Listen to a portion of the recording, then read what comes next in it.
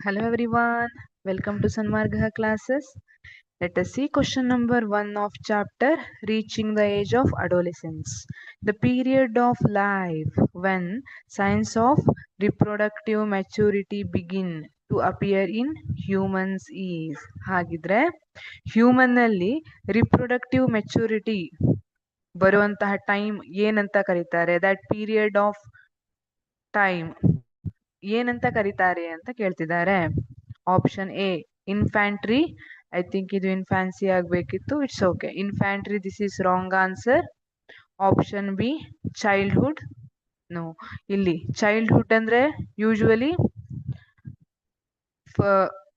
1ನೇ ವರ್ಷದಿಂದ ಟೀನೇಜಿಗೆ ಬರೋವರೆಗೆ ಚೈಲ್ಡ್ಹುಡ್ ಅಂತ ಕರೀತಾರೆ ಅಲ್ವಾ.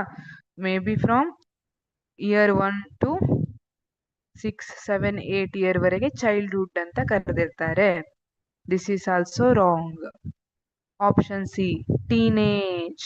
S, this is correct. Teenage, adolescence age ಅಂತ ಕರೀತಾರಲ್ವಾ.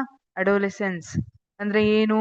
ಈ ಟೈಮಲ್ಲಿ there will be some psychological change, thinking process ಅಲ್ಲಿ ಚೇಂಜ್ ಆಗೋದು.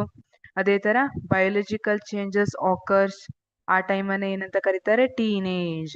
ಈ ಟೈಮಲ್ಲಿ ರಿಪ್ರೊಡಕ್ಟಿವ್ ಸಿಸ್ಟಮ್ ಡೆವಲಪ್ ಆಗಿರ್ತದೆ, ರಿಪ್ರೊಡಕ್ಟಿವ್ ಆರ್ಗನ್ಸ್ ಡೆವಲಪ್ಮೆಂಟ್ ಆಗಿರುತ್ತೆ. ಟೀನೇಜ್ ಅಥವಾ ಅಡೋಲೆಸೆನ್ಸ್ ಅಂತ ಕರಿತೀವಿ. Option C is correct. Option D old age. No, this is wrong. ಇಲ್ಲಿ ಟೀನೇಜ್ ಅನ್ನುವಂಥದ್ದು ಚೈಲ್ಡ್ಹುಡ್ ಮತ್ತೆ ಅಡಲ್ಟ್ಹುಡ್ ನಡುವೆ ಒಂದು ಬಂದಿರ್ತದಲ್ಲ, ಅದನ್ನ ಟೀನೇಜ್ ಅಂತ ಕರೆದಿರ್ತೀವಿ. It is very crucial time ಅಂತ ಹೇಳ್ತಾರೆ.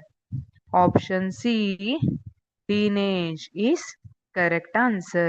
The period of life when signs of reproductive maturity begin to appear in humans is teenage. Thank you.